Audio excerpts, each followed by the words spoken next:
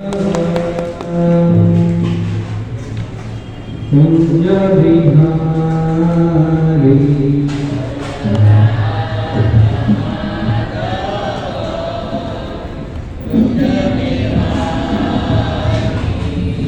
जय राधा माधव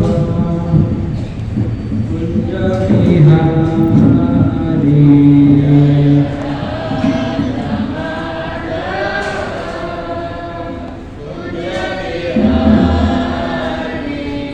जय राधा माधव कुंज बिहारी जय राधा माधव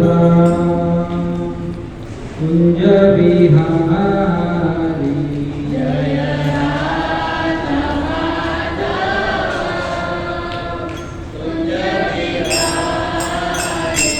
जय गोपी जन वल्लभ गिरिवरधारी जय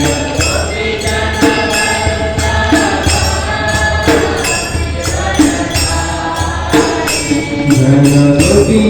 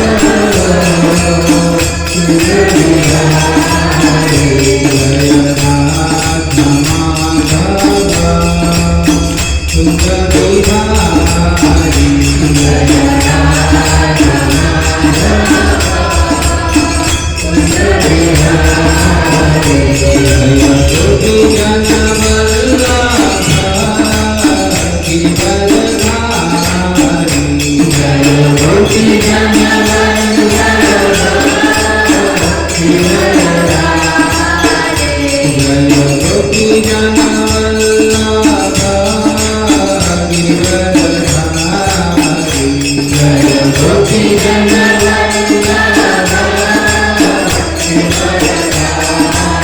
गिरिवरधारी यशोदानंदन भज जनरंजन यशोदानंदन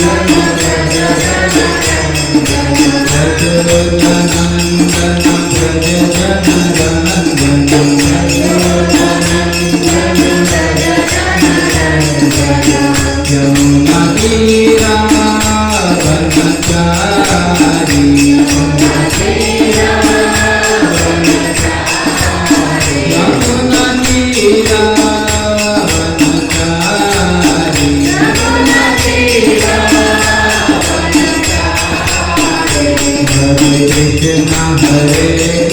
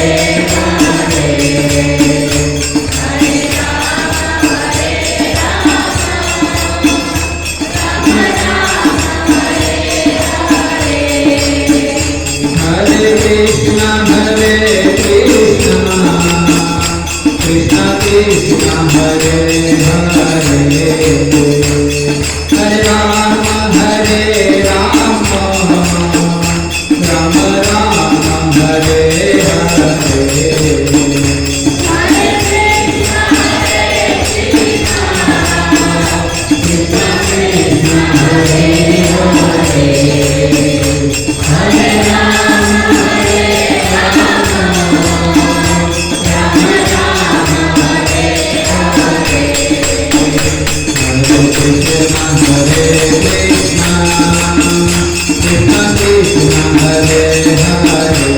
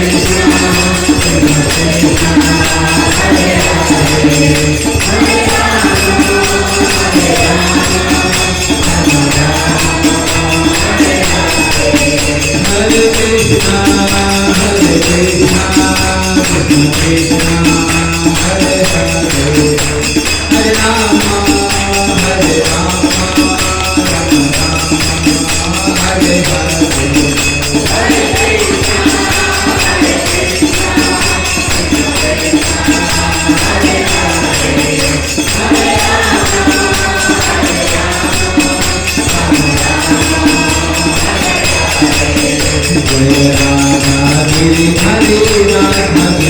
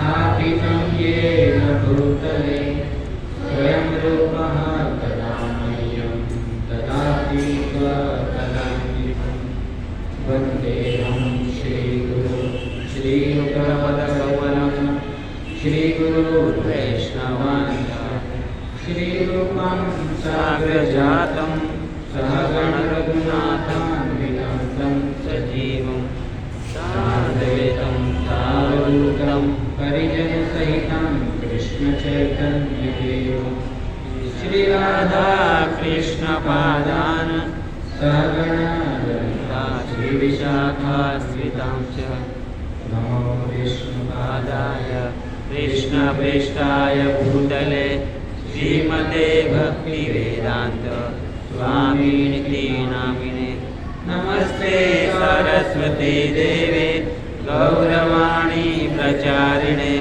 निर्विशेष शून्यवादी पाश्चात्यदेशधारिणे नमो महावदान्याय कृष्ण प्रेम प्रदायते कृष्णाय कृष्ण चैतन्य नामिने गौरविषे नमः। हे कृष्णा करुणा सिंधु दीनबंधु जगत्पते गोपेश गोपिकानाथ राधाकांत भक्तकांचन गौरांगी राधे वृंदावनेश्वरी विश्वभानुसुते देवी प्रणमामि हरिप्रिये वाञ्छाकल्पतरुभ्यश्च कृपा सिन्धुभ्यैव च पतितानां पावनेभ्यो वैष्णवेभ्यो नमो नमः। जय श्री कृष्ण चैतन्य प्रभु नित्यानंद श्री अद्वैत गदाधर श्रीवासादि गौरभक्तवृंद हरे कृष्णा कृष्णा कृष्णा हरे हरे हरे राम राम राम हरे हरे हरे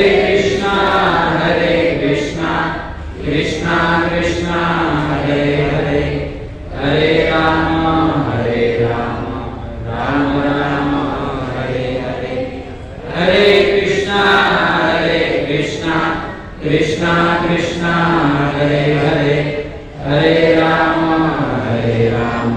राम राम हरे हरे हरे कृष्णा।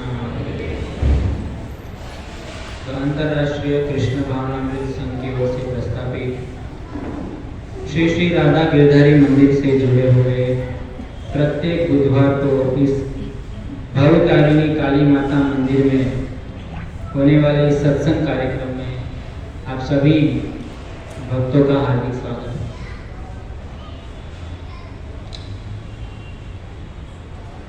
तो बहुत बड़ा सौभाग्य है हमारा कि हमको एक तो मनुष्य जन्म मिला है और ऊपर से भगवान की कथा सुनने का ये सुलभ अवसर प्राप्त हो रहा है प्रत्येक बुधवार को।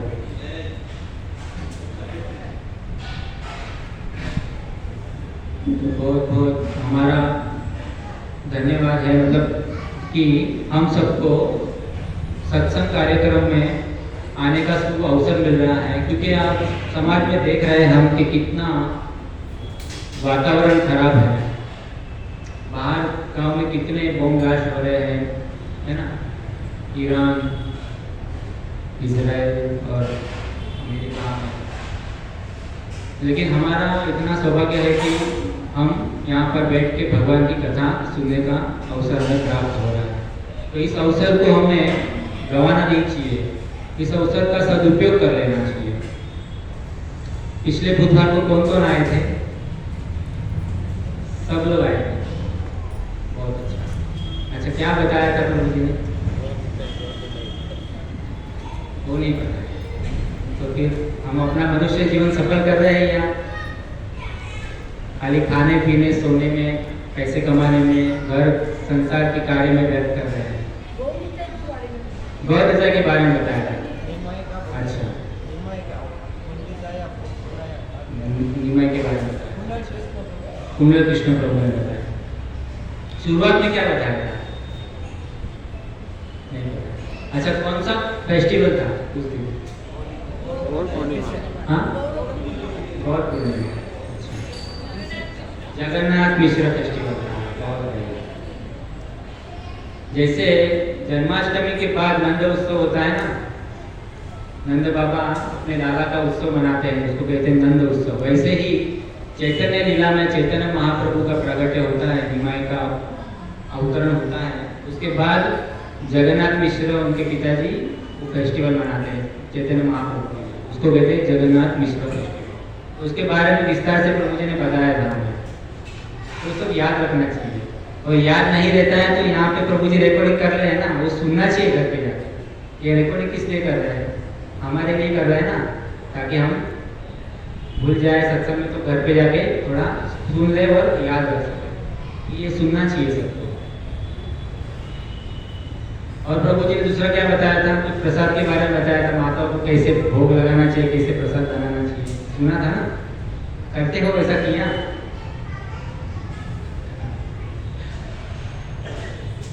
ठीक है। अच्छा, उसके गए बुधवार को क्या बताया था? हाँ, क्या बताया था? जीवन कृष्ण को। हाँ, तो ये सब याद रखना चाहिए। ये सब हमारे लिए तो है, सब पशु के लिए थोड़ी ना है, ये सब हमारे लिए ही ये सब है। 4 कार्य नहीं करने चाहिए और 5 कार्य करने चाहिए, उसके बारे में विस्तार से बताया था। याद है कौन कौन से? नहीं याद है? हमारा धन किसने लिया है वो बराबर याद रहता है। किसके पास हमारा धन है, पैसा किसके पास जमा है, वो बराबर याद रहता है।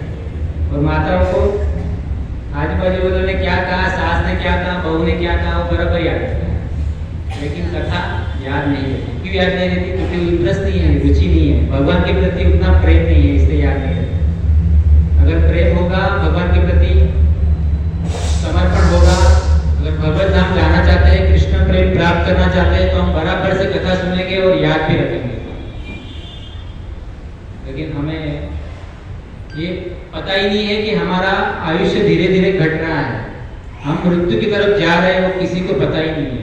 पता सबको है, लेकिन मतलब भूल जाते हैं, हम भ्रम में हैं। हम ये सोचते ही नहीं है कि हम मरने वाले हैं। हम ये सोच के चलते हैं कि हाँ हम अमर है, हम कभी मरने ही नहीं वाले हैं। ऐसा सोच के हम सब कार्य करते हैं। सुबह उठते हैं, घर का काम करते हैं, पुरुष ऑफिस में जाते हैं, ऐसे जाते हैं जैसे कि हम मरने ही नहीं वाले हैं कभी, ऐसे जाते हैं। लेकिन ये सोचना चाहिए कि हम कभी भी मर सकते हैं, ये हमेशा सोचना चाहिए। तो हम भक्ति में आगे बढ़ सकते हैं, तो हम भगवान से प्रेम कर सकते हैं, तो हम सब जो सत्संग में आते हैं वो सब बात हम याद रख सकते हैं। तो भक्तों, जीवन कृष्ण प्रभु ने 4 कार्य जो नहीं करना है, पता है ना सबको कौन से 4 कार्य नहीं करना है? मांसाहार नहीं करना है, जुआ नहीं खेलना है, पर स्त्री सम पर पुरुष सम नहीं करना है, और नशा नहीं करना है ना? ये 4 कार्य नहीं करना है। और 5 कार्य कौन से करने हैं? कोई याद है किसी को? धाम में जाना है, धाम वास करना है, और हाँ भक्तों का संग करना है, और भागवत पढ़ना है, बहुत अच्छा, और हाँ भगवान को भोग लगाना है, संकीर्तन करना है, और हरि नाम जप करना है, शुद्ध भक्त द्वारा कथा सुननी है। हाँ, ये सब कार्य करना है। तो हम सब कर रहे हैं। 2 हफ्ते हो गए, 2 हफ्ते पहले बताया, 15 दिन हो गया। अगर नहीं कर रहे तो फिर क्या मतलब है ना? जीवन कृष्ण प्रभु का श्रम ये भाई केवल हो जाएगा। देखो प्रभु जी तो अपनी साधना धाम वास, देखो अभी धाम नहीं है, जगन्नाथपुरी में है, सब कर रहे हैं अपने कार्य, और वो आचरण करके बता रहे हैं हम सबको कैसे करना चाहिए। देखिए भक्तों, अगर हमारे पास इतने पैसे नहीं है कि हम धाम में जा सके जहाँ भगवान ने लीला की है, तो कोई बात नहीं, मन से भी जा सकते हैं। अगर हम यहाँ बैठे बैठे अगर ऐसा सोचे कि हम वृंदावन धाम में हमको जाना है, कल हमारी ट्रेन है, हमारी टिकट है, हमको जाना है, तो कल हमारी जो गरीब रथ में या पश्चिम एक्सप्रेस में जो भी जिसमें हमने टिकट ली है वो ट्रेन में हमें जाना है, ये सोचते हैं ना हम बैठे बैठे, घर पे बैठे बैठे भी कि हमारी कल ट्रेन है, ट्रेन में हम बैठेंगे रात को, फिर वहाँ पहुंचेंगे सुबह मथुरा में, मथुरा उतर जाएंगे, फिर मथुरा से हम ऑटो पकड़ के वृंदावन जाएंगे। वृंदावन में जो आश्रम में हमने बुक किया है वहाँ रहेंगे। फिर वहाँ पर आजू बाजू में जो भी स्थान है भगवान ने जहाँ लीला की है, जहाँ मंदिर है वहाँ जाएंगे। एक दिन गोवर्धन परिक्रमा करेंगे, एक दिन बरसाना परिक्रमा करेंगे, एक दिन वृंदावन की परिक्रमा करेंगे। ऐसा हम मानसिक जिससे मन से खाली सोचेंगे ना आँख बंद करके, तो भी हम वृंदावन में ही है। वृंदावन की यात्रा हमारी हो जाएगी, मानसिक यात्रा, और ये भगवान स्वीकार करते हैं। मन से अगर हम भोग भी लगाते हैं ना भगवान को, तो वो भी भगवान स्वीकार करते हैं। लेकिन श्रद्धा होनी चाहिए, हमें विश्वास होना चाहिए। आजकल विश्वास ही नहीं है, हमें श्रद्धा ही हमारी चली हुई है। बस खाली पैसे पे ही श्रद्धा है हमारी, धन पे ही श्रद्धा है, और हमारे परिवारों पे श्रद्धा है, हमारे परिजनों पे, पुत्र परिवार, हमारे सगे संबंधी, उन पे श्रद्धा है। लेकिन भक्तों क्या वो हमारे साथ में आएंगे? सोचना चाहिए ना। बार बार हम सत्संग सुनते हैं फिर भी हम श्रद्धा विश्वास नहीं करते हैं, तो ये हमारा बहुत बड़ा दुर्भाग्य है। आज श्रीवास ठाकुर का, श्रीवास पंडित आचार्य का आविर्भाव दिन है। जो श्रीवास आचार्य नारद मुनि के अवतार है। जो नारद मुनि जो है ना, उसके अवतार है श्रीवास आचार्य। जैसे कि यहाँ पर पंच तत्व है ना, चैतन्य महाप्रभु, नित्यानंद प्रभु, फिर अद्वैत आचार्य, फिर उसके बाजू में गदाधर पंडित, और फिर लास्ट में श्रीवास आचार्य। तो श्रीवास आचार्य जो है वो कौन है? नारद मुनि के अवतार है। चैतन्य महाप्रभु साक्षात स्वयं कृष्ण है। नित्यानंद प्रभु बलदेव है, बलराम जी। फिर गदाधर पंडित अद्वैत आचार्य जो यहाँ पर है ना, यहाँ पर वो है सदाशिव और विष्णु के अवतार है। और जो चैतन्य महाप्रभु के वो साइड में जो गदाधर पंडित है वो राधा रानी के अवतार है। और लास्ट में जो है वो श्रीवास आचार्य है, वो है नारद मुनि के अवतार। तो श्रीवास आचार्य का आज आविर्भाव दिन है। वो आज के दिन प्रकट हुए थे पश्चिम बंगाल में। तो वो श्रीवास आचार्य, जैसे नारद मुनि हमेशा वीणा पे कीर्तन करते रहते, भगवान का नाम लेते रहते, हरे कृष्णा कृष्णा कृष्णा हरे हरे, हरे राम राम राम हरे हरे। ऐसे कीर्तन हमेशा करते रहते हैं और सभी जगह विचरण करते रहते हैं। तो वैसे ही श्रीवास आचार्य के घर पर हमेशा संकीर्तन हुआ करता था। चैतन्य महाप्रभु अपने पार्षदों के साथ वहाँ पर श्रीवास आंगन में क्या करते थे? कीर्तन करते थे रात को, रोज, डेली। तो एक दिन की बात है कि चैतन्य महाप्रभु कीर्तन कर रहे थे, लेकिन उसको कीर्तन में उनको उतना आनंद नहीं आ रहा था। तो उन्होंने पूछा, मुझे इतना आनंद नहीं आ रहा है, कुछ हुआ है क्या? तो उस दिन श्रीवास आचार्य, श्रीवास पंडित ठाकुर का जो एकलौता पुत्र था, उनका देहांत हो गया। तो वो श्रीवास आचार्य ने उनके घर वालों को बोल दिया था कि कोई रोना मत, शोर शराबा मत करना, क्योंकि महाप्रभु के कीर्तन में बाधा नहीं आनी चाहिए। तो श्रीवास आचार्य ने कह दिया था, लेकिन फिर भी महाप्रभु को पता चल गया था। महाप्रभु कह रहे कि कीर्तन में इतना आनंद नहीं आ रहा है। तो कुछ भक्तों ने कहा कि श्रीवास आचार्य के पुत्र का निधन हो गया है। तो महाप्रभु ने कहा कि तो हमको बताया क्यों नहीं पहले? तो कुछ भक्तों ने कहा कि श्रीवास आचार्य ने मना किया था, क्योंकि आपके कीर्तन में फिर आनंद चला जाता है, विघ्न आ जाता है, इसलिए कीर्तन में बाधा ना आए, इसलिए श्रीवास आचार्य ने मना किया था। तो फिर चैतन्य महाप्रभु उस पुत्र के पास जाते हैं और बाजू में बैठ के उनको जगाते हैं। तो वो होश में आ जाते हैं, उनके प्राण वापिस आ जाते हैं उस पुत्र के, चैतन्य महाप्रभु की कृपा से। और चैतन्य महाप्रभु उस पुत्र को कहते हैं कि आप श्रीवास आचार्य इतने शुद्ध भक्त हैं, उनको छोड़ के क्यों चले गए, क्यों जाना चाहते हो? तो उस पुत्र ने बहुत सुंदर जवाब दिया कि उन्होंने कहा कि मेरी जितना श्रीवास आचार्य के घर में जितना मुझे रहना था, मेरा जितना आयुष्य था, उतना खत्म हो गया है। अब मुझे आप ही की कृपा से दूसरी बाजू जाना है। तो आपसे मैं कृपा करता हूँ कि कृपा की याचना करता हूँ कि आपकी मुझे विस्मृति ना हो, स्मृति बने रहे और आपके चरण कमलों की मुझे स्मृति बनी रहे, मैं आपकी सेवा करता रहूँ, आपको याद करता रहूँ, ऐसी ही कृपा करना मुझे। तो इतना कहा उस पुत्र ने, तो उनके परिवार वाले जो शोक कर रहे थे ना, रो रहे थे ना, वो बिल्कुल शांत हो गए। और फिर वो चले गए, तो पुत्र चले गए। और फिर चैतन्य महाप्रभु फिर से कीर्तन करने लगे। तो रोज श्रीवास आनंद में रोज कीर्तन होता था। चैतन्य महाप्रभु उनके पार्षदों के साथ वहाँ पर कीर्तन किया करते थे। तो ये है श्रीवास ठाकुर।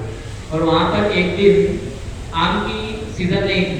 आम आखिर मार्च, अप्रैल, मई, जून में आते हैं ना आम, तो तभी आम की सीजन नहीं थी। लेकिन चैतन्य महाप्रभु को उस दिन आम खाना था। तो अचानक आम के झाड़ वहाँ पर है, तो आम उसमें आम लग गए, आम के फल लग गए अचानक से। और फिर बहुत सुंदर आम भी खाए उन्होंने। तो बहुत सुंदर आज उनका आविर्भाव तिथि है, तो उनको याद करना चाहिए। उनसे हमें कृपा की याचना करनी चाहिए, क्योंकि वो हमारे जो ये ब्रह्म मध्व गौड़ संप्रदाय है उसके आचार्य है नारद मुनि जी। तो उनको हमें उनसे प्रार्थना करनी चाहिए, उनको याचना करनी चाहिए, हमें याद करना चाहिए। तो बहुत सुंदर गए हफ्ते में हमने सुना श्रीमान कुंडल कृष्ण प्रभु जी से कि जगन्नाथ मिश्रा ने बहुत सुंदर चैतन्य महाप्रभु का प्रकटोत्सव मनाया। और बहुत सुंदर हमने भी यहाँ पर जीवन कृष्ण प्रभु की कृपा से हम सब ने चैतन्य महाप्रभु नित्यानंद प्रभु गौर निताय का अभिषेक किया, कथा सुनी, कीर्तन किया और सबने बढ़िया से महाप्रसाद का लाभ लिया। तो ऐसे ही प्रोग्राम फेस्टिवल श्री प्रभुपाद की संस्था में रोज होते हैं। हमें क्या करना चाहिए, खाली बस अपने मन को भगवान में लगाना चाहिए, तो शरीर भी अपने आप लग जाता है। हमको क्या करना चाहिए, मन से भगवान की नाम की यात्रा करनी चाहिए और मंदिर में अवश्य जाना चाहिए।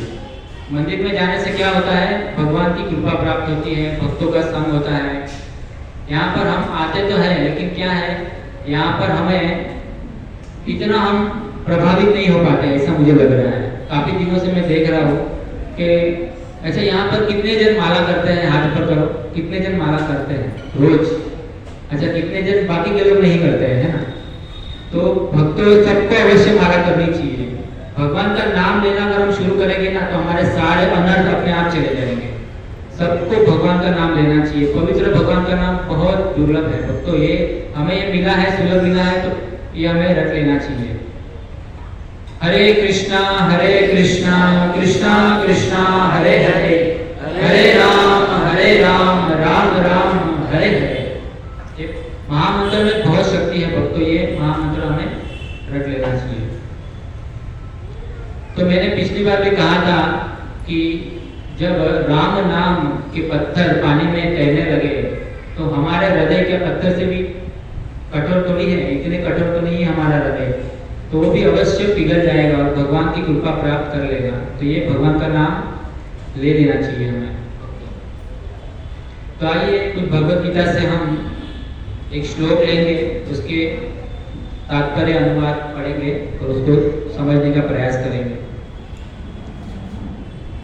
भगवत गीता अध्याय 2 श्लोक नंबर 7। कार्पण्य दोषोपहत स्वभाव पृच्छामि त्वां धर्म सम्मूढचेता यश्चेन्द्रियशानिचितं ब्रूहि तन्मे शिष्यस्तेऽहं शाधिमां त्वां प्रपन्नम्। क्या कहते हैं, जब अब भगवान जब अर्जुन जब भगवान को ये प्रार्थना कर रहा है कि अब मैं अपनी कृपण दुर्बलता के कारण अपना कर्तव्य भूल गया हूँ और सारा धैर्य खो चुका हूँ। ऐसी अवस्था में मैं आपसे पूछ रहा हूँ कि जो मेरे लिए श्रेष्ठकर हो उसे निश्चित रूप से बताएं। अब मैं आपका शिष्य हूँ और आपका शरणागत हूँ, कृपया मुझे उपदेश दे। तो भक्तों, भगवत गीता हम सभी मनुष्य के लिए भगवान ने कही है। अर्जुन तो भगवान के सखा थे, उनके लिए ये उपदेश नहीं था, लेकिन उनको माध्यम बनाया है। किसी ना किसी को माध्यम बनाना पड़ता है ना। जैसे कि हमें वृंदावन जाना है तो ट्रेन को माध्यम बनाना पड़ता है ना, ट्रेन को या प्लेन को, उसी माध्यम से हम वृंदावन पहुंच सकते हैं। तो ऐसे ही माध्यम अर्जुन को बनाया था। तो भक्तों उसका तात्पर्य हम करते हैं। तात्पर्य ऐसी भक्तिवेदांत स्वामी श्री प्रभुपाद जी के द्वारा यह प्राकृतिक नियम है कि भौतिक कार्यकलाप की प्रणाली ही हर एक के लिए चिंता का कारण है। हमारे चिंता का कारण क्या है? भौतिक कार्यकलाप की प्रणाली। हम जो भौतिक कार्यकलाप कर रहे हैं ना, भौतिक कार्यकलाप किसे कहते हैं? ये शरीर को संबंधित जो भी चीज है ना, उसे भौतिक कार्यकलाप कहते हैं। तो ये भौतिक कार्यकलाप की प्रणाली ही हमारे क्या है? दुख का कारण है। हम सब दुखी क्यों है? क्योंकि हम सब देह को, ये शरीर को, शरीर अपने आप को शरीर मान बैठ रहे हैं और शरीर को लगती जो गति है ना वो कर रहे हैं, इसलिए हम लोग दुखी है। लेकिन भगवान क्या कहते हैं कि जो भी कार्य करो ना वो मेरे लिए करो, मतलब मुझे एक माध्यम बना के करो। अगर कुछ धन भी कमा रहे हो तो भगवान की सेवा के लिए, भगवान के भक्तों की सेवा के लिए कर रहा हूँ, तो ये भक्ति हो जाएगी। तो इसमें हमें दुखी नहीं होना पड़ेगा। और माताएं जब भोग बनाती है तो भोग केवल भगवान के लिए बना रही है, वो सोच के बनाना चाहिए, वैसी मनस्थिति से बनाना चाहिए। तो वो क्या हो जाता है? सेवा हो जाती है, भगवान की भक्ति हो जाती है। लेकिन हम प्राय क्या करते हैं? भोग बनाते वक्त अपने पति को पूछते हैं क्या बना हुआ आज, और फिर भगवान को भोग लगाते हैं। तो क्या वो भगवान थोड़ी खाएंगे? भगवान के लिए बनाए नहीं है तो कैसे खाएंगे? फिर हमको उनको प्रसाद समझ के खा लेते हैं, इसलिए हमारी चेतना शुद्ध नहीं होती है। लेकिन माता को क्या करना चाहिए? सबसे पहले तो मार्केट में जब सब्जियां खरीदने जाते हैं ना, तभी से ये सोचना चाहिए कि ये सब्जियां मैं भगवान के लिए खरीदी। तब से हमारी चेतना भगवान में हो जानी चाहिए। ये सब हमारे घर पे जो भी फोटो है भगवान के, या भगवान के विग्रह है, गौर निताई है, या जगन्नाथ बलदेव सुभद्रा मैया है, या राधा कृष्ण है, चैतन्य महाप्रभु, लड्डू गोपाल है, जो भी है, उनके लिए मैं सब्जी खरीदने जा रही हूँ, ऐसे मन से, ऐसे विचार से जाना चाहिए। और फिर अच्छी अच्छी सब्जी हम खरीदेंगे, क्योंकि भगवान के लिए खरीदना है तो अच्छी अच्छी खरीदेंगे ना सब्जी, तो खराब तो नहीं खरीदेंगे, तो अच्छी अच्छी सब्जी खरीदेंगे भगवान के लिए। और फिर घर पे आके वो भगवान के लिए बनाएंगे, क्योंकि हमें सोच, हमारी मनस्थिति हमें ये हो गई है कि हमें सब्जी किसके लिए खरीदी है? भगवान के लिए। फिर भगवान के लिए बनाएंगे। तो पतिदेव को भी पूछेंगे तो भी कैसे पूछना है? आज भगवान के लिए क्या बनाओ, राधा कृष्ण के लिए क्या बनाओ, गौर निताई के लिए क्या बनाओ, ऐसे भाव से पूछना चाहिए। फिर वो कहेंगे हाँ अच्छे अच्छे व्यंजन बनाओ, क्योंकि भगवान के लिए बनाना है ना, अच्छे अच्छे व्यंजन बनाओ। तो फिर वो भाव से हमें भगवान की सेवा करनी चाहिए और भोग बनाना चाहिए। भोग बनाते बनाते भी भगवान के नाम के कीर्तन करते हुए बनाना चाहिए। सबसे पहले स्नान कर लेना चाहिए, स्नान करके पवित्र वस्त्र पहन के बनाना चाहिए। क्योंकि क्या होता है, हम जब पूरे दिन थके होते हैं और बाहर से हम जब आते हैं तो हम अपवित्र हो जाते हैं। तो पवित्र होने के लिए स्नान करना बहुत आवश्यक है। स्नान करने से हम पवित्र हो जाते हैं। तो स्नान करने के बाद तिलक लगा के अगर हम भोग बनाएंगे भगवान के लिए, तो भोग अवश्य भगवान स्वीकार करेंगे और अवश्य भगवान खाएंगे। और वो जब महाप्रसाद बन जाए और महाप्रसाद हम अपने पति को, पुत्र को, मम्मी पापा को, सास ससुर को, जो भी हमारे परिवार है उनको खिलाएंगे ना, तो अवश्य वो भक्ति करने लग जाएंगे। कहना नहीं पड़ेगा कि माला करो, वो माला करने अपने आप लग जाएंगे, क्योंकि वो भोग में तो महाप्रसाद में इतना पावर हो जाता है। लेकिन ऐसे भोग बनाना चाहिए, वो चेतना हमारी वैसी होनी चाहिए। तो तभी हम अपने आचरण से क्या है, अपने घर वालों को भक्त बना सकते हैं। भगवान में उनकी मति स्वाभाविक लग जाती है, तो वैसे हम बनाना चाहिए। लेकिन हम प्राय क्या करते हैं, अपने बच्चों को पूछते हैं आज क्या बनाऊं, पति को पूछते हैं आज क्या बनाऊं। तो फिर वो हमारी चेतना वो भगवान में नहीं लगी है। भगवान खाएगी भी नहीं, भगवान को खाली बस प्रभु जी ने लास्ट टाइम बोला ना, खाली एटीएम कार्ड की तरह डालते और खींच लेते हैं, वैसे खाली बस फॉर्मेलिटी की तरह रखेंगे भगवान के सामने और ले लेंगे और खा लेंगे।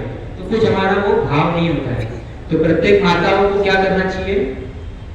भगवान के लिए सब्जी खरीदना चाहिए, भगवान के लिए भोग बनाना चाहिए, कीर्तन करते हुए, स्नान करके, पवित्र मन से, पवित्र शरीर से होके, और फिर भगवान को भोग लगाना चाहिए। और भोग लगाने के बाद भी प्रभु जी ने कहा था गए टाइम की, चले नहीं जाना चाहिए, वहां पे बैठना चाहिए और कीर्तन करना चाहिए, है ना। या तो गायत्री करो, या तो कीर्तन करो, या कुछ माला करो, एक दो माला कर लो, वैसे करना चाहिए। और मन में सोचना चाहिए कि भगवान भोग खा खा रहे हैं, मतलब भगवान हमारा जो बनाया हुआ भोग है वो खा रहे हैं, ऐसा शुद्ध भाव होना चाहिए, तभी भगवान भोग लगाएंगे और वो प्रसाद हो जाएगा। और महाप्रसाद जब हम अपने परिवार को खिलाएंगे तो अवश्य उनकी चेतना शुद्ध हो जाएगी, उसकी चेतना बिगड़ेगी नहीं, क्योंकि मति जो है ना वो भगवान में लगी रहेगी। तो ये प्रत्येक जो भी महिला है उनका कर्तव्य होना चाहिए, ये करना चाहिए। तो ये आगे क्या कहते हैं, यह प्राकृतिक नियम है कि भौतिक कार्यकलाप की प्रणाली ही हर एक के लिए चिंता का कारण है, पग पग पर उलझन मिलती है, अतः प्रामाणिक गुरु के पास जाना आवश्यक है, जो जीवन के उद्देश्य को पूरा करने के लिए समुचित पथ निर्देशक दे सके।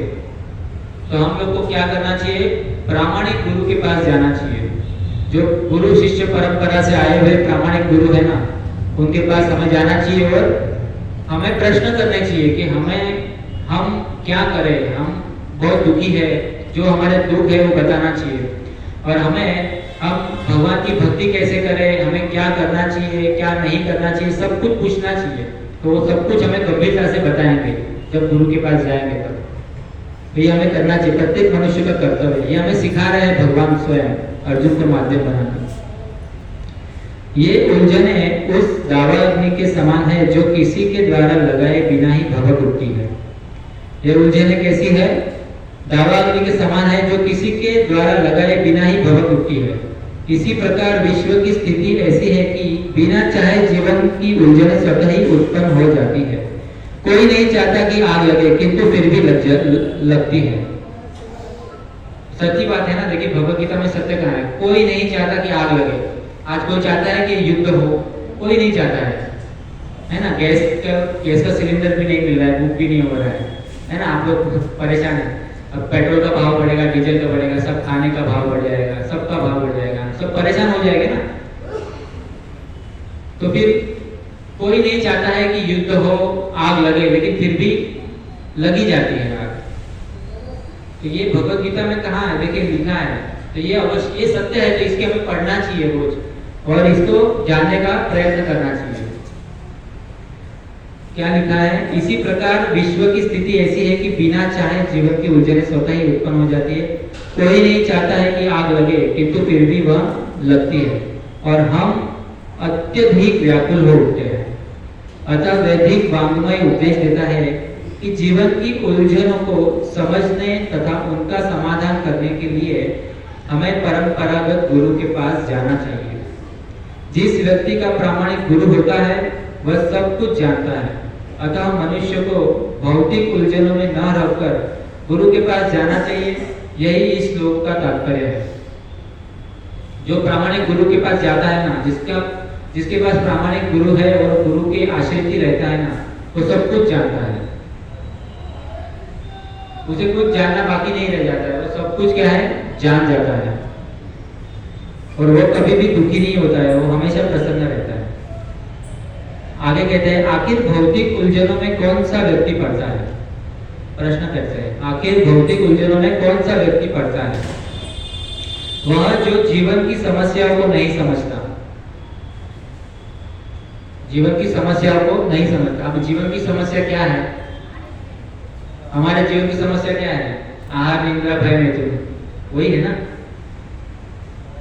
नहीं, नहीं। जीवन की समस्या क्या है हमारी, कि जन्म मृत्यु जरा व्याधि इस चक्र से कैसे छूटे, हम इस चक्र से कैसे बाहर निकले। क्योंकि आहार निद्रा भय मैथुन तो पशु भी करते हैं, हम भी करते हैं, हमारे उसमें फर्क क्या रह जाएगा फिर। जन्म मृत्यु के चक्र से हम कैसे बाहर निकले, ये सबसे बड़ी उलझन है।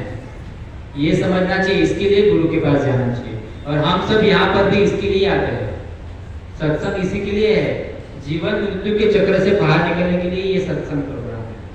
खाली बस यहाँ पर आना और बैठना, शरीर से मन कहीं और लगाना, घर में, परिवार में, ऑफिस में, पैसा उसने नहीं दिया, उसने ऐसा बोला, उसने वैसा किया, वो सब सोचने के लिए ये सत्संग प्रोग्राम नहीं है। सत्संग में क्या है, स्नान करके आना चाहिए पवित्र होकर, तब हमारा मन यहाँ पर लगेगा। हम सारे कचरा यहाँ पर लेके आ जाते हैं मन में भरकर, और यहाँ पर कथा में फिर सो जाते हैं, जबकि रहते हैं, या तो फिर मन हमारा कहीं और चला जाता है, भटक जाता है। शरीर तो यहाँ पर होता है, लेकिन हमारा मन कहीं और घूमता रहता है। तो फिर भगवान, तो फिर ये सब बातें हमें गुड़िया रहस्य कैसे समझ में आएगा? ये सब समझने के लिए मन यहाँ पर लगाना पड़ेगा। इसलिए तो भगवान ने अर्जुन को माध्यम बनाकर हम सबको क्या कहा है? मन मना भव मद भक्तो मध्याजी मां मनस्तु। मन मुझ में लगाओ, मुझे प्रणाम करो, मेरे भक्त बनो, मेरे नाम का जप करो। हरे कृष्णा कृष्णा कृष्णा हरे हरे, हरे राम राम राम हरे हरे। इस महामंत्र का जप निरंतर जो व्यक्ति करेगा वो अवश्य भगवान की कृपा प्राप्त करेगा। अवश्य इस महामंत्र का जप अवश्य रोज करना चाहिए। आगे क्या कहते हैं? वह जो जीवन की समस्या को नहीं समझता।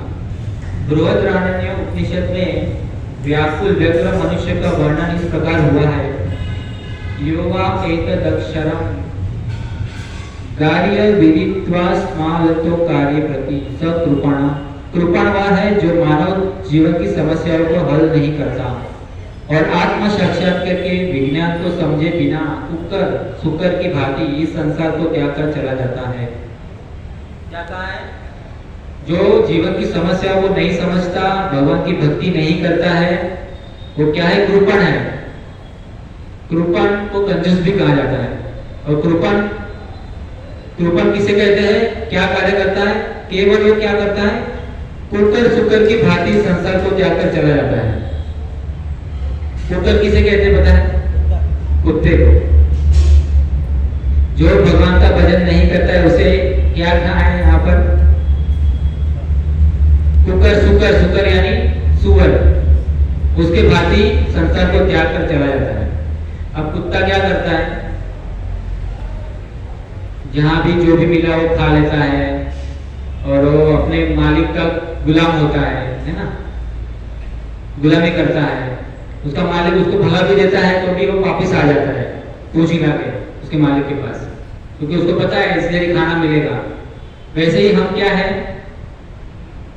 जो भी भगवान का भजन नहीं करते वो क्या करते हैं? संसार में जो लोग रहते हैं उन पर ही मतलब आश्रित रहते हैं, उनको ही प्रेम करते रहते हैं। और फिर घर के लोग, हम वृद्ध हो जाते हैं तब घर के लोग हमें भगा देते हैं, भगाना चाहते हैं, तो भी हम क्या करते हैं? उधर ही पड़े रहते हैं, तो भी हमको वैराग्य नहीं आता है। हाँ, हमने बहुत देखा है ऐसा।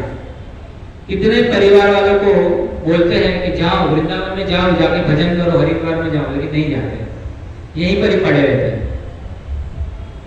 वास्तव में जो व्यक्ति की उम्र 50-55 साल हो गई है तो उनको क्या करना चाहिए? संसार में से मोह निकाल के भगवान की एकमात्र शरण लेनी चाहिए और भगवान की भक्ति करनी चाहिए, अपनी माला को बढ़ानी चाहिए। क्योंकि घर देखिए, हम संसार में कब तक हम रहेंगे और संसार वाले कब तक हमको रखेंगे? जब तक शरीर में प्राण है तब तक। फिर एक ना एक दिन तो छोड़ना ही पड़ेगा ना। फिर अगर हम भक्ति नहीं किए हैं, भगवान की माला जप नहीं किया, भगवान ने मन नहीं लगाया, तो क्या होगा? कुकर सुकर के भांति हमको शरीर छोड़ना पड़ेगा, इस संसार को छोड़ना पड़ेगा और वापिस क्या है? पशु नरक में, अंत में हमको नरक में जाना पड़ेगा। वहां पर हमको बहुत यातना भुगतनी पड़ेगी और फिर वापस इस पृथ्वी पर मनुष्य का शरीर नहीं मिलेगा, क्योंकि कार्य वैसे नहीं किए हैं। पशु योनि में जाना पड़ेगा और पशु योनि कैसी होती है वो हम सबको अच्छी तरह पता है। तो भक्तों, ये सत्संग का लाभ हमें ले लेना चाहिए, जीवन को धन्य बना लेना चाहिए। हमें कृपण नहीं बनना है। यहाँ हमें क्या सिखा रहे हैं भगवान अर्जुन को माध्यम बना के? कृपण वो है जो मानव जीवन की समस्याओं को हल नहीं करता। मानव जीवन की समस्या क्या है? जन्म मृत्यु जरा व्याधि। जन्म लेना फिर मर जाना, उसके बीच में जरा और व्याधि। जरा मतलब बुढ़ापा आना, व्याधि मतलब रोग होना, शरीर में रोग आ जाना। जब तक हम स्वस्थ है ना, भगवान की कृपा समझो और ज्यादा से ज्यादा भजन करो। एक बार शरीर में रोग आ गया तो भजन नहीं कर पाएंगे, भगवान का नाम भी नहीं ले पाएंगे, फिर कोई सेवा भी नहीं करेगा घर के लोग। क्योंकि आजकल इतनी बिजी लाइफ हो गई है, सबको मोबाइल में इंटरेस्ट है, टीवी में इंटरेस्ट है और बाहर के खाने पीने में इंटरेस्ट है, अच्छे कपड़े पहनने में इंटरेस्ट है, यही सब में इंटरेस्ट है। किसी को हमारे में इंटरेस्ट नहीं है, वो ध्यान रखना। अगर हम ये सोच रहे हैं कि हमारे परिवार वाले हमारे हैं तो ये हमारा भ्रम है। अगर भक्त होगे और अगर अच्छी सेवा करते होगे, अगर हमारा घर पे रह के हमको भगवान का स्मरण होता रहेगा तो बहुत अच्छी बात है, बहुत सौभाग्यशाली है हम। लेकिन अगर घर में रहकर हमें हमारा मन अगर भगवान में नहीं लग रहा है हमारे परिवार के द्वारा, तो हमारे परिवार वाले ही हमारे क्या है, शत्रु है, वो हमारे है ही नहीं। भक्त जो परिवार सगे संबंधी कौन होते हैं पता है, जो हमें भगवान में मन लगाए, हमारा मन अगर उनके द्वारा भगवान में हमारा मन लग रहा है तो वास्तव में वो हमारे सगे संबंधी है। इसलिए तो नरसिंह मेहता गाते हैं ना कि वैष्णव जन मेरे सगे संबंधी, वैष्णव हमारा सगाने वाला। नरसिंह मेहता क्या कहते हैं, वैष्णव ही मेरे सगे संबंधी है। क्यों? क्योंकि वैष्णव ही मुझे भगवान की याद दिलाते हैं। इसलिए वास्तव में हमारे सगे संबंधी कौन है, वैष्णव जन है। क्यों? क्योंकि वही हमें कहते हैं कि माला करो, जप करो, भगवान का नाम लो, हरे कृष्णा कृष्णा कृष्णा हरे हरे, हरे राम राम राम हरे। और हमारे घर के लोग क्या कहते हैं, पैसे कमा के लाओ, है ना। अगर पैसे कमा के नहीं लाएंगे तो पूछेंगे भी नहीं, हमारे भाव भी नहीं करेंगे। जब तक पैसे कमा के लाएंगे तब तक हमारी वैल्यू रहेगी, और एकदम एक बार हमारी उम्र हो गई, पैसे कमाना बंद हो गया, फिर हमारी वैल्यू कम हो जाएगी। घर में, हमारे ही घर में हमारी वैल्यू कम हो जाती है। और ये सत्य बात है, आप सबका अनुभव भी होगा, जो उम्र वाले हैं उनका, लेकिन बताते नहीं है। तो भक्तों, हमारी वैल्यू कम हो जाए इसके पहले हम भगवान में मन लगा ले और भक्ति कर ले तो हमारी वैल्यू बढ़ सकती है।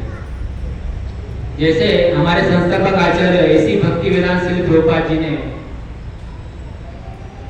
एक बार उनकी पत्नी को पूछा, आपको चाय प्रिय है या मैं प्रिय हूँ?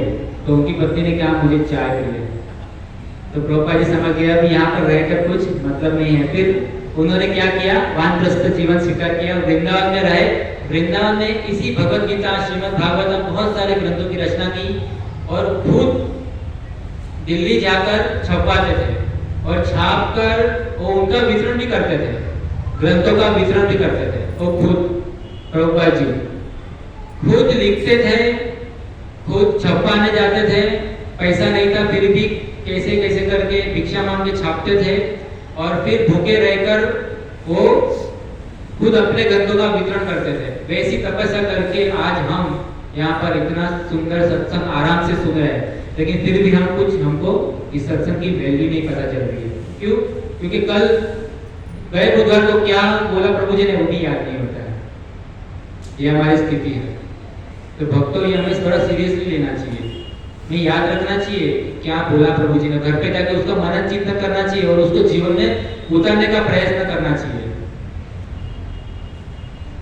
बहुत ब्रज के संतों ने कहा है कि क्षण भंगुर जीवन की कलिका, कल प्रात में जाने खेली न खेली, मलयाचल की मंद लहर सुगंध समीर चली न चली, रट गए अरे जीवा तू कृष्ण तो नाम, तू अंत समय में हिली न हिली। भक्तों, ये जीवा अंत समय में कृष्ण का नाम ले पाएगी ना नहीं ले पाएगी, ये कुछ पता नहीं है। अभी का ही एग्जाम्पल है, एक माता जी है, इस्कॉन से ही है, परम पूज्य गोपाल कृष्ण गोसाई महाराज की शिष्य है। उनकी उम्र कम से कम 75 साल की होगी, उससे ज्यादा होगी। पहले बहुत अच्छा भजन करते थे जब यंग थे ना, मतलब हम जैसे हम कभी यहाँ पर आते जाते रहते वैसे थे ना, कभी बहुत अच्छा भजन करते थे, बहुत ज्यादा माला भी जप करते थे, ग्रंथों को पढ़ते थे। हमको कभी कभी ग्रंथ पढ़ने बुलाते थे कि आप पढ़िए, हमें सुनाइए। रुस्तम जी भी रहते हैं, लेकिन अभी वो बेड रिडन है, वो गिर गए, उनकी उम्र भी हो गई, वो भी चल नहीं पा रहे हैं, मतलब बेड रेस्ट है। उनकी कंठी माला निकल गई है, तिलक नहीं कर पा रहे हैं, स्नान नहीं कर पा रहे हैं, वैसी दशा हो गई है। और ये रियल घटना है, आपको देखना तो मैं एड्रेस भी दे दूं, आप जाके देख लो, या तो आपको मैं खुद लेके जा सकता हूँ उनके घर पे, आप देखो। तो भक्तों, ये हमको बहुत सुंदर अवसर मिला है। हमारा शरीर, मनुष्य शरीर अच्छा है ना, भगवान की कृपा से, तो हमको अभी भगवान का नाम ज्यादा से ज्यादा ले लेना चाहिए और ये सत्संग में जो कुछ प्रभु जी बताते हैं उनका पालन करना चाहिए, उनको जीवन में उतारने का प्रयास करना चाहिए भक्तों। वरना हम एक बार शरीर बूढ़ा हो गया और रोग आ गया शरीर में, तब कुछ नहीं कर पाएंगे। कंठी माला भी निकल जाएंगी, तिलक भी नहीं कर पाएंगे, मुंह से भगवान का नाम भी नहीं निकल पाएगा।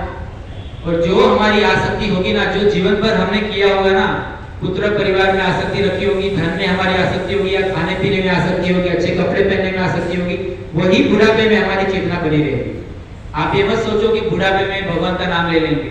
कितने लोग बूढ़े हैं, देखो क्या नाम लेते हैं, देखो रास्ते पे कितने बूढ़े लोग घूमते हैं, बुजुर्ग लोग होते हैं, क्या वो नाम ले पाता है भगवान का? उनसे कहो क्या भगवान का नाम लो, तो बोले क्या भगवान का नाम ले, अभी तो बहुत जीना है, तो कितना जिएंगे, अभी कितना जिएंगे। अरे देखो कितना भयंकर युद्ध चल रहा है, कितने लोग मर रहे हैं। सुना है कि स्कूल में बम गिरा तो स्कूल के बच्चे लोग कितने मर गए ना, आप लोगों ने सबने सुना होगा, न्यूज में देखा होगा। उनको तो जवानी भी नसीब नहीं हुई, बुढ़ापा तो बहुत दूर की बात है।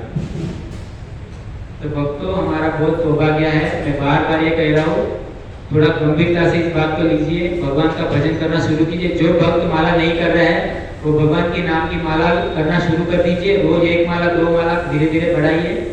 ये बहुत सुंदर अवसर है, इसी युग में चैतन्य महाप्रभु का अवतरण हुआ है, ये सुवर्ण युग माना जाता है। तो भक्तों, क्या करना चाहिए, जल्दी से जल्दी भगवान का नाम लेना शुरू कर दो। हरे कृष्णा कृष्णा कृष्णा हरे हरे, हरे राम राम राम हरे हरे। तो भक्तों, हमें क्या है, कृपण नहीं बनना है, कंजूस नहीं बनना है, हमें क्या है, उदार बनना चाहिए। भगवान का भजन करने वाले उदार होते हैं, वो खुद भी भजन करते हैं और दूसरे को भी भजन में लगाते हैं। तो आगे कहते हैं, जीव के लिए यह मनुष्य जीवन अत्यंत मूल्यवान निधि है। जीव के लिए हम जीव आत्मा है, पता है ना, सबको पता है ना हम जीव आत्मा है। क्या हम रमेश है, महेश है, जयेश है, हाँ यही पता है। वो तो हमारा नाम है, वो तो हमारे मम्मी पापा ने या हमारे बुआ ने रखा हुआ नाम है, वो हमारी पहचान नहीं है। और हम मनुष्य भी नहीं है, वो तो हमें शरीर मिला है मनुष्य का। हम स्त्री भी नहीं है, पुरुष भी नहीं है, हम धनी भी नहीं है, गरीब भी नहीं है। हम कौन है, जीव आत्मा है। और हमारा स्वरूप क्या है, जीवेर स्वरूप है नित्य कृष्ण दास, हम नित्य कृष्ण के दास है, यही हमारा वास्तविक स्वरूप है। और ये स्वरूप में हम जब हम स्थित हो जाएंगे ना, तब हम जन्म मृत्यु जरा व्याधि के चक्र से छूट सकेंगे, तब हम आनंदित हो जाएंगे, हमें कभी दुख का अनुभव नहीं होगा। जैसे परीक्षित महाराज जब भागवत कथा सुन रहे थे श्री सुखदेव गोस्वामी महाराज से, तभी उनको तक्षक नाग से भय नहीं था, क्योंकि उनको क्या है, निरंतर भागवत कथा का श्रवण हो रहा था। तो बीच में सुखदेव गोस्वामी महाराज ने उनको कहा कि आप राजा है, तो आपको तो बहुत खाने पीने की आदत होगी, तो आप खाना खा के आइए, प्रसाद लेके आइए, कुछ जल पी लीजिए। लेकिन वहां पर कथा रस इतना बह रहा था भागवत कथा का, बोलने वाले भी सुखदेव गोस्वामी महाराज थे और श्रवण करने वाले भी परीक्षित महाराज थे और अन्य कई सारे भक्त थे, ऋषि मुनि थे। तो वैसे कथा में ना भूख लगती है ना प्यास लगती है। भक्तों, परीक्षित महाराज को तो पता था कि 7 दिन के बाद उनकी मृत्यु होने वाली है, लेकिन हम सबको पता भी नहीं है कि कब मृत्यु होने वाली है। अगर एक मिसाल यहाँ पर आ गई, गिर गई, तो हरि बोल हो जाएगा ना, सबका पता भी नहीं चलेगा। और हमारी जैसी चेतना होगी वैसा हमें शरीर मिलेगा अगले जन्म में। तो क्या हमारी चेतना भगवान में लग गई है? नहीं लगी है ना। तो भगवान में कब लगेगी? जब हम निरंतर ज्यादा से ज्यादा भगवान का नाम लेंगे, भगवान का ही प्रसाद खाएंगे, भगवान को भोग लगाकर, और भगवान के भक्तों का ज्यादा से ज्यादा संग करेंगे, तब हमारी चेतना भगवान में लगेगी, भगवान के नाम का वास करेंगे, है ना। जो 5 प्रकार के कार्य करने हैं वो जीवन कृष्ण प्रभु ने बताए थे ना। धाम वास करना, भगवान के धाम में जहाँ भगवान ने लीलाएं की वहां धाम वास करना, फिर भागवत कथा का श्रवण करना, भागवतम पढ़ना, भक्तों का संग करना, संकीर्तन करना, कीर्तन करना, हरे कृष्ण महामंत्र का जप करना। तो ये सब कार्य हमें करने चाहिए घर पर, मन से भी करना चाहिए। मन से हम भगवान का नाम लेंगे तो भी भगवान हमें स्वीकार करते हैं। देखिए भक्तों, अगर समझो यहाँ पर अभी जीवन कृष्ण प्रभु नहीं है, वो जगन्नाथपुरी में है, जगन्नाथपुरी धाम में, लेकिन हमने जीवन कृष्ण प्रभु को याद किया, जीवन कृष्ण प्रभु का नाम लिया, तो उसकी छवि आंखों में आ गई सबके। जीवन कृष्ण प्रभु कैसे है, कैसे दिखते हैं, है ना, उनका स्वरूप कैसा है, उनकी हाइट कितनी है, वो कैसे दिखते हैं, वो सब याद आ गया, स्मरण आ गया, सब लोग ने देखा है इसलिए।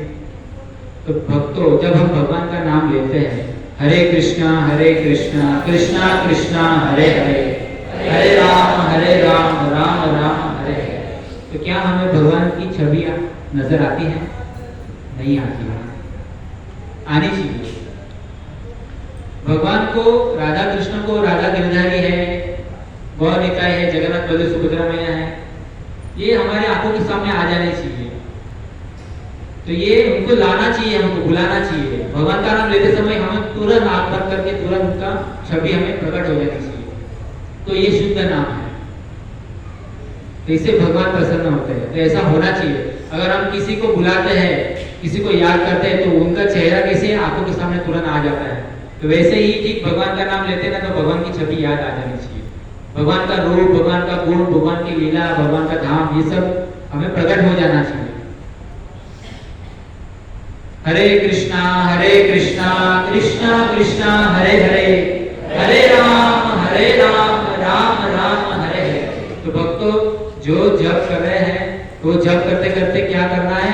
भगवान का स्वरूप हमें याद करना है, भगवान के धाम में हमें याद करना है। और जो जप नहीं कर रहे, वो कृपया करके जप करना शुरू करें बहुत जल्दी। ठीक है दोस्तों, आगे क्या कहते हैं श्लोक में? मनुष्य जीवन इतना मूल्यवान निधि है जिसका उपयोग वह अपने जीवन की समस्याओं को हल करने में कर सकता है। जीवन की समस्या क्या है? जन्म मृत्यु जरा व्याधि, ये समस्याओं को हल करने में कर सकता है कौन? मनुष्य। एकमात्र मनुष्य को ही कहा गया है, पशु को नहीं कहा गया है। तो पशु को ये, तो इसलिए मनुष्य को ये करना चाहिए। अतः जो इस अवसर का लाभ नहीं उठाता वह कृपण है। वो क्या है? कृपण है। जो जन्म मृत्यु जरा व्याधि के चक्र से छूटना नहीं चाहता है, केवल इस माया नगरी में फंसे रहना चाहता है, अपने परिवार, पुत्र परिवार के सगे संबंधी को अपना मानकर इसी में रचे पचे रहना चाहते हैं, वो क्या है? कृपण है, कंजूस है। और वो क्या है? इसी संसार में वापस जन्म लेगा, वो भगवत धाम नहीं जा सकता। आगे क्या कहते हैं? जो इस अवसर का लाभ नहीं उठाता वह कृपण है। ब्राह्मण इसके विपरीत होता है, जो इस शरीर का उपयोग जीवन की समस्त समस्याओं को हल करने में करता है। देहात्मवश कृपण या कंजूस लोग अपना सारा समय परिवार, समाज, देश आदि के अत्यधिक प्रेम में गवा देते हैं। क्या कहते हैं यहाँ पर? कृपण लोग क्या करते हैं? अपना पूरा समय परिवार में, परिवार का भरण पोषण करने में गवा देते हैं। दूसरा, परिवार से थोड़ा उठ जाते हैं तो समाज का सोचते हैं, समाज के बारे में सोचते हैं, हमारे समाज वाले क्या कहेंगे, हम तिलक लगाएंगे तो समाज वाले क्या कहेंगे, अरे मर जाओगे। समाज वाले का सोच, समाज वाले थोड़ी ना भगवत धाम लेके जाएंगे हमको, समाज वाले भगवत धाम लेके जाने वाले हैं। अरे हम तिलक लगाएंगे, कंठी माला पहनेंगे, ये 4 कार्य नहीं करेंगे और 5 कार्य करेंगे, तो उल्टे का भगवान की कृपा से वो समाज वाले भी भक्त बन जाएंगे हमारे आचरण से। तो हमको क्या करना चाहिए? खुद भी भक्त बनना चाहिए और समाज वाले को भी भक्त बना देना चाहिए। हमारे आचरण से इतना ये सब हमको करना चाहिए। चैतन्य महाप्रभु ने क्या कहा है? भारत भूमि पे हैला जन्मा यार, जन्म सार्थक करी कर परोपकार।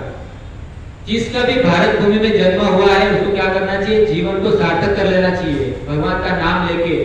हरे कृष्णा कृष्णा कृष्णा हरे हरे, हरे राम राम राम हरे हरे। जीवन को सार्थक कर लेना चाहिए और फिर परोपकार करना चाहिए। हम अपने जीवन को ही सार्थक नहीं कर रहे, परोपकार की भावना में क्या कर सकते हैं? तो धन्यवाद है ऐसी भक्तिवेदांत स्वामी श्री प्रभुपाद जी को और उनके शिष्य को, गुरुवर को, कि उन्होंने अपना जीवन सार्थक किया और फिर उन्होंने परोपकार भी किया। तभी आज हमको ये सत्संग सुलभ हो रहा है। वरना आज हम पिक्चर देखते, गाना गाते पिक्चर के, होटल में जाके खाना खाते और कहीं घूमने जाते और अपना जीवन क्या करते? व्यर्थ कर देते। तो भक्तों, धन्यवाद करना चाहिए हमें श्री प्रभुपाद जी को और भक्तों को। हमें क्या करना चाहिए? ऐसे भक्ति से सत्संग हमें सुलभ हो रहा है उनकी कृपा से। तो क्या कंजूस लोग क्या करते हैं? अपना सारा समय परिवार में, समाज में, देश में आदि में अत्यधिक प्रेम में गवा देते हैं, देश के प्रति प्रेम करते हैं। खुद का ठिकाना नहीं और समाज के प्रति, संबंधी के प्रति, परिवार के प्रति और देश के प्रति प्रेम करना चाहिए। लेकिन सोचना क्या चाहिए कि हम इस जीव का उद्धार कैसे करें। लेकिन खुद का उद्धार होगा तब हम दूसरे का उद्धार कर पाएंगे ना। इसलिए खुद का पहले आचरण करना चाहिए। फिर आगे क्या कहते हैं, देश के अतिरिक्त प्रेम का मनुष्य प्राय चर्म रोग के आधार पर अपने पारिवारिक जीवन अर्थात पत्नी, बच्चों तथा परिजनों में आसक्त रहता है। कृपण यह सोचता है कि वह अपने परिवार को मृत्यु से बचा सकता है, अथवा वह यह सोचता है कि उसका परिवार या समाज उसे मृत्यु से बचा सकता है। कृपण क्या सोचता है, परिवार हमें मृत्यु से बचा सकता है या वो खुद परिवार को बचा सकता है। हम मृत्यु से कोई किसी को बचा सकता है क्या? कोई किसी को नहीं बचा सकता। खाली वो भरण पोषण कर सकता है अपने पत्नी को, अपने पुत्र को, अपने पति को। वो झूठा प्रेम देके वो भरण पोषण कर सकते हैं उनका शरीर का, लेकिन वो आत्मा का कल्याण नहीं कर सकता। आत्मा का कल्याण तो एकमात्र भगवत गीता में लिखे हुए उपदेश ही कर सकते हैं। कोई भक्त ही कर सकता है, कोई ब्राह्मण वैष्णव ही कर सकता है हमारे आत्मा का, हमारे परिवार का स्वजन। अगर हम अपने परिवार को प्रेम करते हैं, समाज को प्रेम करते हैं, देश को प्रेम करते हैं, तो हमें क्या करना चाहिए? भक्त बनना चाहिए, भगवान का भक्त बनना चाहिए और भक्ति करनी चाहिए। और फिर हमें क्या करना चाहिए? देश को प्रेम करना चाहिए, समाज को प्रेम करना चाहिए और परिवार को भी प्रेम करना चाहिए। तो अगर हम भक्त बन जाएंगे तो परिवार को हम इस दृष्टि से देखेंगे कि ये भी भगवान के भक्त, हमें इसको भी भगवान के भक्त बनाना है, इनको भी हम भगवान के भक्त बना सकते हैं अपने आचरण से।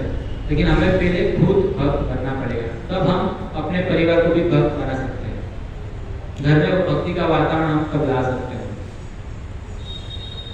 तो कृपण ये सोचता है कि वो क्या है, अपने परिवार को मृत्यु से बचा सकता है, अथवा तो वह सोचता है कि परिवार वाले उनको मृत्यु से बचा सकते हैं। ऐसी पारिवारिक आसक्ति निम्न पशु में भी पाई जाती है, क्योंकि वे भी बच्चों की देखभाल करते हैं। पशु में भी ये पाई जाती है, पशु भी अपने बच्चों का बहुत ध्यान रखते हैं। एक शेर को शिकार करते हुए आपने देखा होगा कैसे अपने शिकार को मुंह में पकड़ लेता है, लेकिन उसी मुंह से वो अपने बच्चे को किस तरह पकड़ता है, बहुत सहराई से पकड़ता है। तो वो भी अपने परिवार का ध्यान रखते हैं और हम भी अपने परिवार का ध्यान रखते हैं। तो हम में उनमें फर्क क्या है? कुछ फर्क ही नहीं है। तो भक्तों कृपण नहीं बनना है हमें, ये हमें भगवत गीता सिखाती है। फिर आगे क्या कहते हैं, बुद्धिमान होने के कारण अर्जुन समझ गया था कि पारिवारिक सदस्यों के प्रति उसका अनुराग तथा मृत्यु से उनकी रक्षा करने की उसकी इच्छा ही उनकी उलझनों का कारण है। यद्यपि वह समझ रहा था कि युद्ध करने का कर्तव्य उनकी प्रतीक्षा कर रहा था, किंतु कृपण दुर्बलता कार्पण्य दोष के कारण वह अपना कर्तव्य नहीं निभा रहा था। अतः वह परम गुरु भगवान कृष्ण से कोई निश्चित हल निकालने का अनुरोध कर रहा था। वह कृष्ण का शिष्यत्व ग्रहण करता है, वह मित्रतापूर्ण बातें बंद करना चाहता है। गुरु तथा शिष्य की बातें गंभीर होती है, और जब अब अर्जुन अपने मान्य गुरु के समक्ष गंभीरता पूर्वक बातें करना चाहता है, इसलिए कृष्ण भगवत गीता ज्ञान के आदि गुरु है और अर्जुन गीता समझने वाले प्रथम शिष्य है। अर्जुन भगवत गीता को किस तरह समझता है यह गीता में वर्णित है। तो भी मूर्ख संसारी विद्वान बताते हैं कि किसी को मनुष्य रूप कृष्ण की नहीं बल्कि अजन्मा कृष्ण की शरण ग्रहण करनी चाहिए। कृष्ण के अंतर तथा बाह्य में कोई अंतर नहीं है। इस ज्ञान के बिना तो भगवत गीता को समझने का प्रयास करता है वह सबसे बड़ा मूर्ख है। तो ये इसका तात्पर्य है। तो भक्तों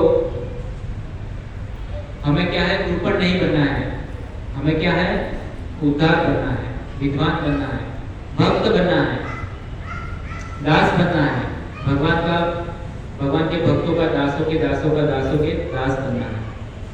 हमारा स्वरूप ही है भक्तों, कृष्णदास। हम कई जन्मों से हम वही है, हमारा स्वरूप ही वही है। हम क्या है, आत्मा है, लेकिन हम क्या है, इस भौतिक संसार में आकर भगवान की ही माया है ये इसी कि हम अपनों को अपना समझकर ये भूल गए कि हम क्या है, जीवात्मा है और ये हमारे सगे संबंधी है, हमारे पुत्र परिजन है, और इसी के चक्कर में हम क्या है, अपने आप को भूल जाते हैं, अपने वास्तविक स्वरूप को भूल जाते हैं और हम माया के चंगुल में फंस जाते हैं और हम जन्म मृत्यु के चक्कर में फिर से फंस जाते हैं। तो भक्तों, ये सत्संग हमें इस जन्म मृत्यु चक्कर के छुड़ाने के लिए है। तो भक्तों, इसका लाभ पूरा ले लेना चाहिए। जो भी यहाँ पर वक्ता आते हैं, प्रभु जी आते हैं, वो हमें जो भी ज्ञान प्रदान करते हैं वो हमें जीवन में उतारना चाहिए। तो भक्तों, इसी से हमारा मनुष्य जीवन सफल होगा और हम कृपण नहीं बनेंगे, कंजूस नहीं बनेंगे, हम भक्त बनने का प्रयास करेंगे। तो भक्तों, बहुत बहुत धन्यवाद आप सभी भक्तों का, आप आए और हमारी कठोर वाणी को श्रवण किया। तो बहुत बहुत धन्यवाद आपको। किसी का कोई प्रश्न हो तो पूछ सकते हैं। किसी का कोई प्रश्न है? नहीं है? ठीक है, 5 मिनट हम कीर्तन करेंगे, फिर कुछ अनाउंसमेंट होगी। तो भक्तों, कीर्तन हमें कैसे करना है, भगवान का नाम कैसे लेना है? किसी को हम बुलाते हैं तो उनका रूप, चेहरा सामने आ जाता है ना? उनका वाणी, उनका रूप, उनका गुण, वो कहाँ रहते हैं, सब कुछ सामने आ जाता है। तो वैसे ही भगवान के नाम का हम जब जप करते हैं, कीर्तन करते हैं, तो भगवान भी हमको याद आ जाने चाहिए, भगवान का रूप हमें याद आ जाना चाहिए। तो सब लोग आंख बंद करके हम कीर्तन करेंगे 5 मिनट। भगवान, सबको अपनी आंख बंद करके भगवान को याद करना है, ठीक है? हरे कृष्णा कृष्णा कृष्णा हरे हरे, हरे राम राम राम हरे हरे, हरे Krishna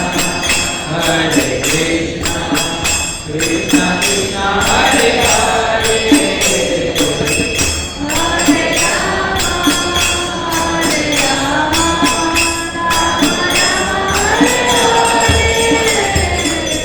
Hare Krishna Krishna Krishna Hare Hare, Hare Rama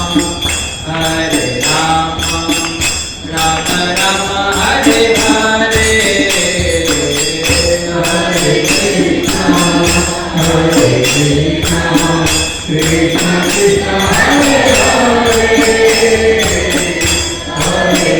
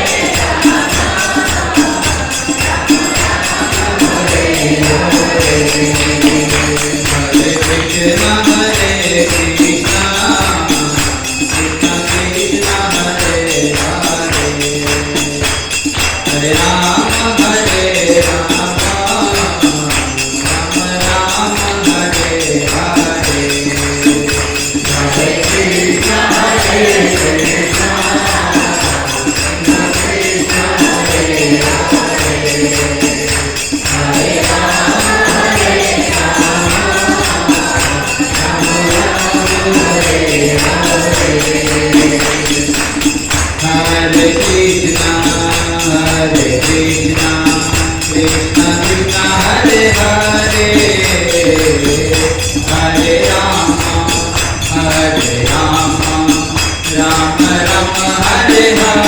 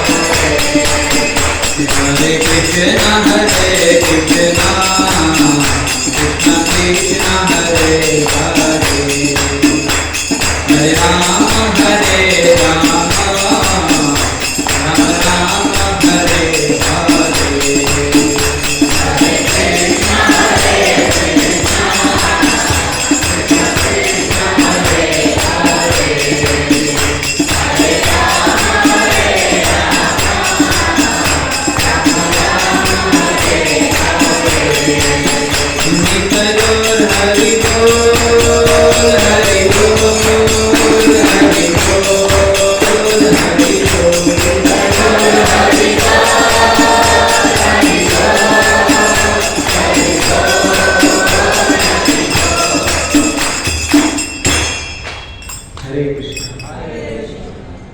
धन्यवाद।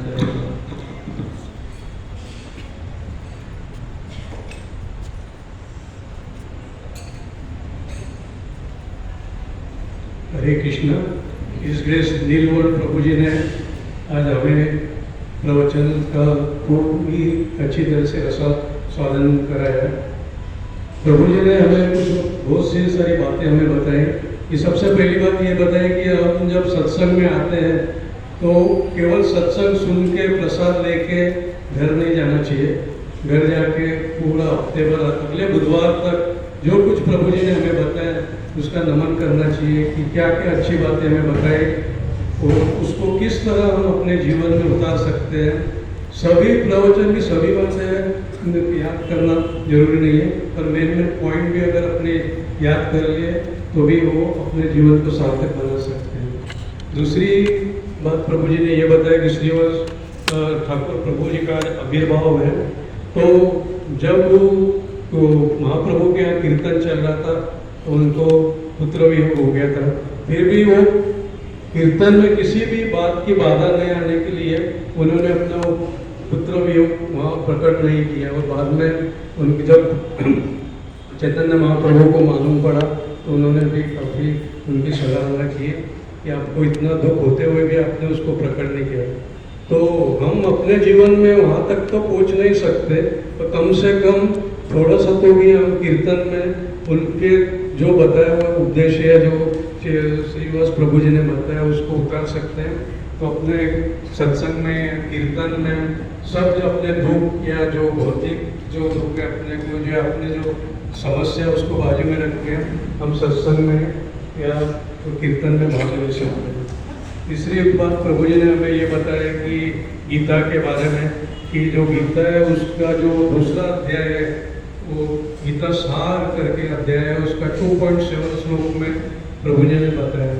जब गीता में तो ऐसे 18 अध्याय कुरुक्षेत्र से शुरू होती है और संन्यास योग तक गीता चलती है, पर जो गीता सार है जो दूसरा अध्याय है उसमें पूरा गीता का सार आ जाता है।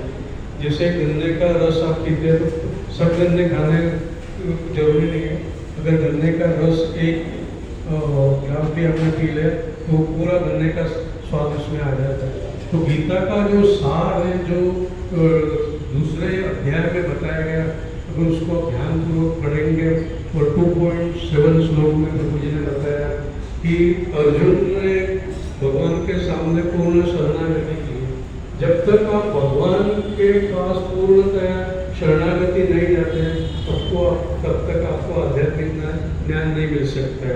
अगर आप सोचोगे कि मैं गुरु के पास जाऊँ और गुरु के पास जाके ज्ञान प्राप्त करूँ तो आपको उसका ज्ञान मिलेगा नहीं मिलेगा, तब तक आप पूर्णतया शरणागति नहीं प्राप्त कर सकते हैं। प्रभु जी ने साथ में भी उस श्लोक के संबंधित कृपा के गुण बताए, मंजू साधने के में भी गुणों का वर्णन किया है। तो जो गुण अपने को अच्छे लगते हैं वो इस जीवन में हमें उतारना चाहिए।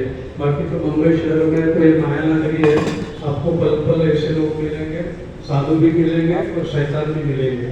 तो आपको उसमें से चॉइस करना है कि आपको साधु का संग करना है या शैतान का संग करने का। जैसा संग करोगे उस आपको फल प्राप्त होगा। तो कृपया सभी सत्संग में आइए, क्योंकि अभी क्या चल रहा है दुनिया में, प्रभु जी ने भी हमें बताया कि ये वॉर कहाँ तक जाएगा इसको कोई भी अभी भविष्यवाणी हो नहीं सकते। क्योंकि अभी तो वॉर को छोड़ो, अपने को गैस मिलेगा कि नहीं उसके बारे में प्रभु जी ने बताया, अगला खाना मिलेगा कि नहीं वो भी मालूम नहीं, क्या होगा उसके बारे में हमको कुछ मालूम नहीं है। तो तब तक अपन संसद कर ले, भगवान का नाम ले और भगवत धाम जाने का प्रयास करें। तो आइए प्रभु जी का आभार व्यक्त करते हैं। हरे कृष्णा कृष्णा कृष्णा हरे हरे।